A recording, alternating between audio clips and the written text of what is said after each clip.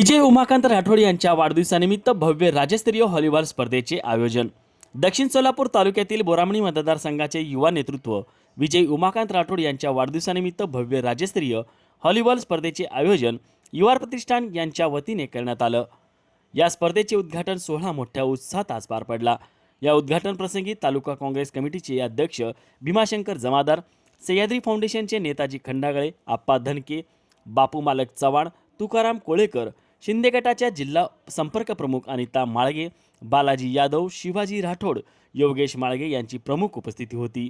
या व्हॉलीबॉल स्पर्धेत एकूण 20 संघांनी सहभाग घेतला असून या स्पर्धेसाठी राज्यातील सोलापूर, मुंबई, पुणे, उमरगा, अकोला, चिखलदरा, केशव जवळगा तसेच कर्नाटकातील विजापूर येथील संघ सहभागी झाले आहेत। प्रमुख मान्यवराबरोबरच यावेळी तंटामुक्त अध्यक्ष मनोज किसन राठोड, सरपंच विजय राठोड, धनसिंग चव्हाण, तोळाराम नाईक, धनसिंग पवार, गुरुनाथ चव्हाण, अंबादास राठोड, नामदेव राठोड, रमेश राठोड, भोजू राठोड, लक्ष्मण जाधव, लक्ष्मण राठोड, रामू राठोड, मनोज पवार, राकेश राठोड, अमित चव्हाण, विनोद भानुदास पवार, उमेश राठोड, ॲडव्होकेट संजय पवार यांच्यासह इतर ग्रामस्थ यावेळी उपस्थित होते।